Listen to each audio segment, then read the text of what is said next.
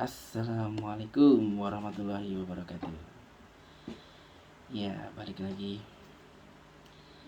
Hari ini gue mau bikin konten agak beda ya sama sebelumnya.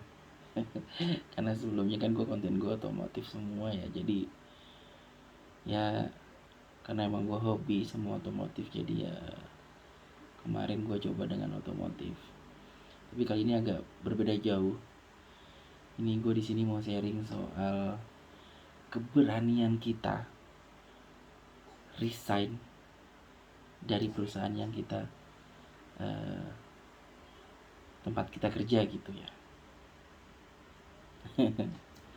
Ini pengalaman pribadi ya guys. Nanti kalau ada yang punya pengalaman pribadi juga soal keberanian resign itu, boleh di sharing-sharing ya kita, karena kan hidup ini harus saling mengisi ya enggak guys. Iya. Jadi gue resign itu udah sekitar 1 tahun lebih lah ya. Karena gue resign di November 2021. Sorry bentar nih guys.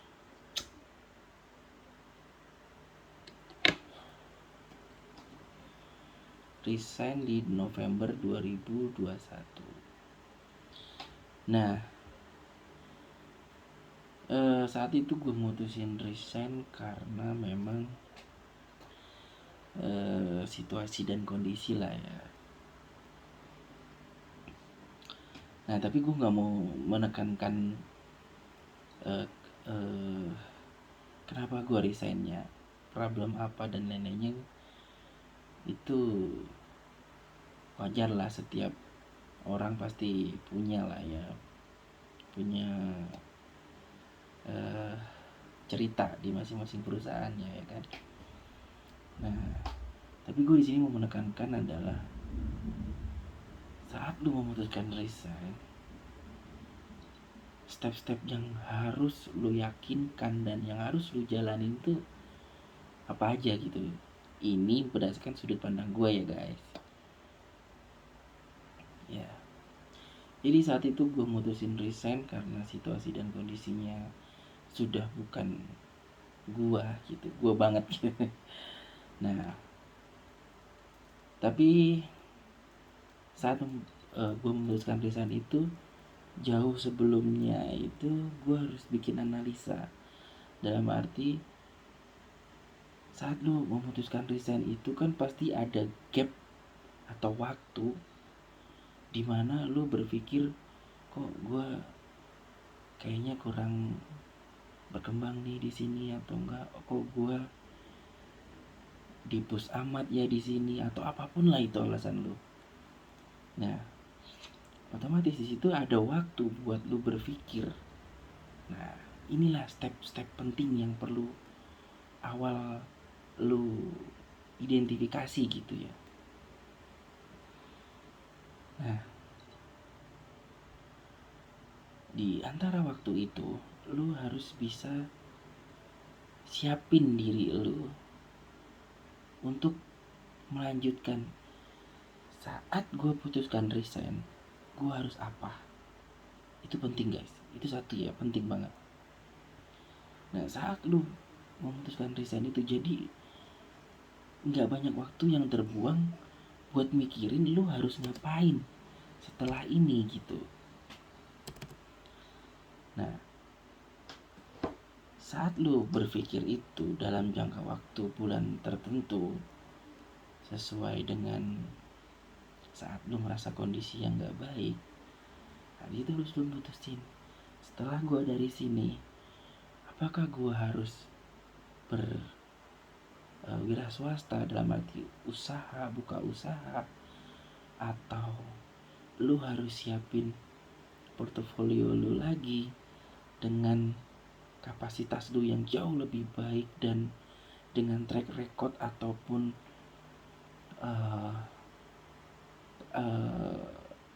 pencapaian lu harus bikin portofolio yang bagus buat lu modal ngelamar kerja di tempat lain.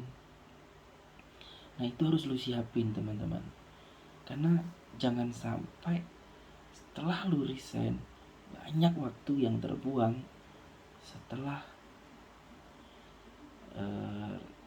resign. Itu waktunya dibuat mikirin hal gue mau ngapain gitu. Jangan sampai. Nah,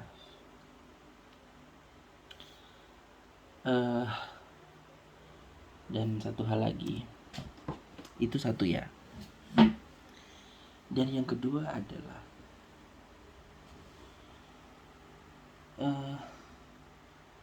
gue yakin setiap orang pasti punya kebutuhan ya.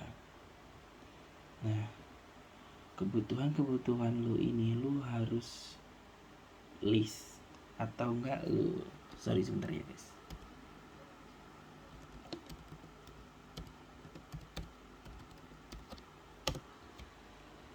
Harus lu identifikasi, harus lu list apa aja pengeluaran lu.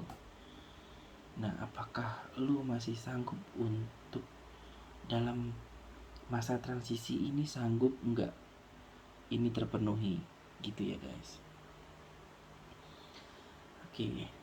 Dan yang ketiga adalah saat lu memutuskan resign atau dalam proses lu menuju resign tadi, lu harus banyak diskusi, banyak ngobrol, entah itu sama kalau lajang ya berarti harus sama orang tuanya dan teman-temannya, atau kalau udah menikah berarti ya lu harus ngobrol sama istri lu, orang tua lu, teman lu. Nah, karena gitu pentingnya kita ngobrol sama orang lain itu adalah, kadang itu begini bro, kita memiliki sudut pandang, apa yang kita lihat itu belum tentu yang terbaik buat kita. Nah, itulah pentingnya kenapa saat kita ngobrol dengan orang lain, nah, orang lain itu kadang memberi masukan ke kita loh, yang arti berdasarkan sudut pandang dia ya. Makanya kenapa sih kita pasti pernah lah ngalamin, misalkan teman kita ngomong A gitu ya, nah kita baru di dalam otak kita, dalam hati kita, dan kita bisa bilang, oh iya ya, kenapa nggak gue lakuin hal itu ya gitu. Nah, itulah kadang sudut pandang orang lain itu penting buat kita, karena perlunya sudut pandang orang lain itu terkadang apa yang kita lihat itu belum terpikirkan sama kita gitu. Nah, itulah kenapa kita perlu ngobrol sama orang lain, kita perlu pertimbangan orang lain dan saran-saran dari orang lain begitu. Oke, nah setelah itu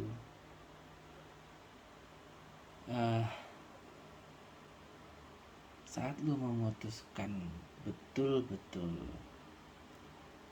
resign ya, dalam arti step-step tadi udah lu lakuin, udah artinya lu udah punya mitigasi sendiri, plus minusnya seperti apa dan lain-lain, dan sudut pandang orang lain bagaimana menilainya dan lain-lain. Nah, setelah terakumulasi semua, terkumpul semua gitu ya, nah lu saat memutuskan resign tadi, satu hal bro, lu gak boleh terfikir bahwa semuanya akan mudah. Itu satu, gak akan semuanya mudah, karena saat kita keluar dari zona yang biasa kita jalankan, semuanya masih abu-abu bro. Tapi satu tadi ya, keyakinan kita tadi bahwa kita bakal survive, itu penting banget. Nah, di situ lu harus kerja keras. Kalau lu mau meniti usaha, berarti lu harus kerja keras. Lu bikin bisnis planningnya kayak apa, market yang mau lu sasar apa. Nah, semuanya harus jelas. Nah, saat lu eksekusi, jadi lu tahu arah yang mau lu tuju itu apa gitu. Nah, di saat ataupun lu memilih buat melamar pekerjaan di tempat lain, berarti tadi kan gue udah bilang portofolio lu harus bagus. Artinya lu, ya, track record yang lu tulis di CV lu tuh udah gila lah gitu ya. Udah pencapaian lu apa aja, prestasi-prestasi lu apa aja. Nah, itu jadi poin plus. Makanya saat lu memutuskan untuk melamar di tempat lain, yang perlu lu siapin juga adalah lingkungannya. Lu harus sosialisasi lagi dengan baik. Jangan sampai budaya-budaya yang dulu di perusahaan lu bawa nih ke perusahaan yang baru, karena belum tentu sama, belum gitu.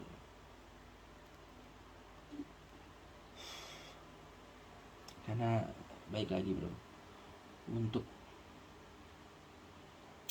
memutuskan resign dari tempat lu kerja yang mungkin udah bertahun-tahun, itu gak mudah.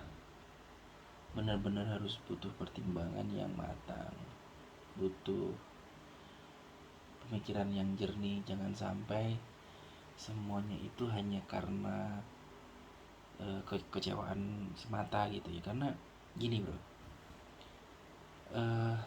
kondisi ini gak seharusnya sama loh ya. Artinya apa yang lu rasakan, yang lu lihat hari ini tuh belum tentu sama terus.